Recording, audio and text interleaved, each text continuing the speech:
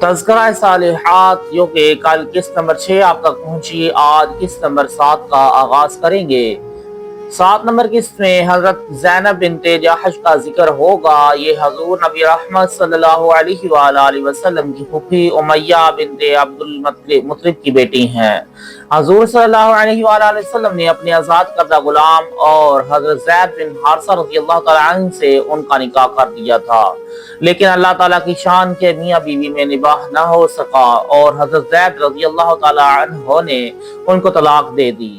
جب ان کی عدت گزر گئی تو اچانک ایک دن آیت اتر پڑی کہ فَلَمَّا قَضَىٰ زَيْدٌ مِّنْهَا وَطَرًا زَوَّجْنَاكَهَا، جب زید نے حجت پوری کر دی اور طلاق دے دی اور عدت گزر گئی تو ہم نے زینب کا تمہارے ساتھ نکاح کر دیا۔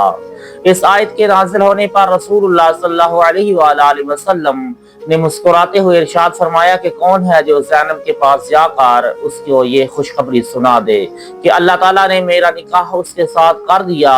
یہ سن کر ایک خادمہ دوڑی ہوئی گئی اور حضرت زینب رضی اللہ تعالی عنہا کو یہ خوشخبری سنا دی۔ حضرت زینب رضی اللہ تعالی عنہا کو یہ خبری سن کر اتنی خوشی ہوئی کہ اپنے زیورات اتار کر خادمہ کو انعام میں دے دیے اور خود سجدہ میں گر پڑی اور پھر 2 ماہ لگاتار شکریہ کا روزہ رکھا۔ حضور نبی رحمت صلی اللہ علیہ وآلہ وسلم نے حضرت زینب کے ساتھ نکاح کرنے پر اتنی بڑی دعوت ولیمہ فرمائی کہ کسی بیوی کے نکاح پر اتنی بڑی دعوت ولیمہ نہیں کی تھی۔ تمام صحابہ کرام رضوان اللہ علیہم اجمعین کو آپ نے نان گوشت کھلایا۔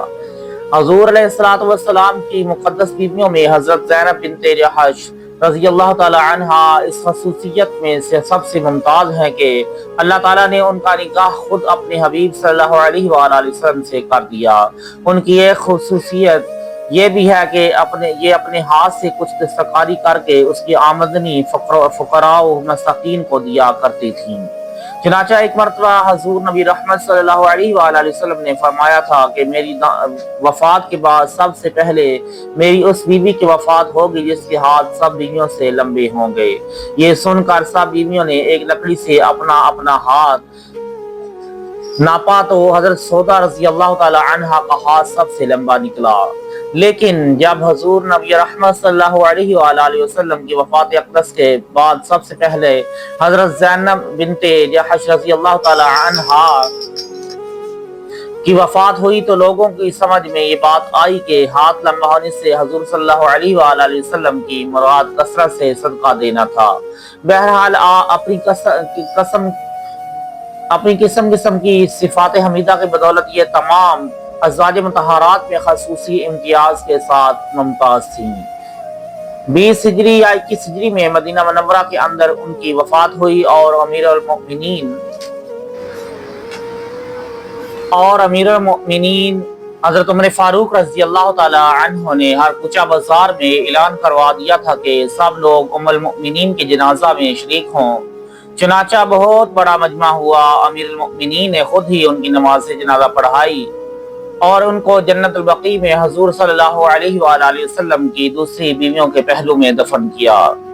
حضرت زینب رضی اللہ تعالی عنہا کو حضور صلی اللہ علیہ وآلہ وسلم کی ذات سے کس قدر والہانہ محبت اور عشق تھا کہ انہوں نے اپنے نکاح کی خبر سن کر اپنا سارا زیور خوشخبری سنانے والی لونڈی کو دے دیا اور سجدہ شکر ادا کیا اور خوشی میں 2 ماہ لگاتار روزہ دار رہی۔ پھر ذرا ان کی سخاوت پر بھی نظر ڈالو کہ شہنشاہ دارین کی ملکہ ہو کر اپنے ہاتھ کی دستکاری سے جو کچھ کمایا کرتی تھیں وہ فقراء و مساکین کو دے دیا کرتی تھیں اور صرف اسی لیے محنت و مشقت کرتی تھی کہ فقیروں محتاجوں کی امداد کریں۔ اللہ اکبر۔ محبت رسول اور مسکن نوازی و غریب پروری کے یہ جذبات تمام مسلمان عورتوں کے لیے نصیحت آموز قابل تقلید شاہکار ہیں۔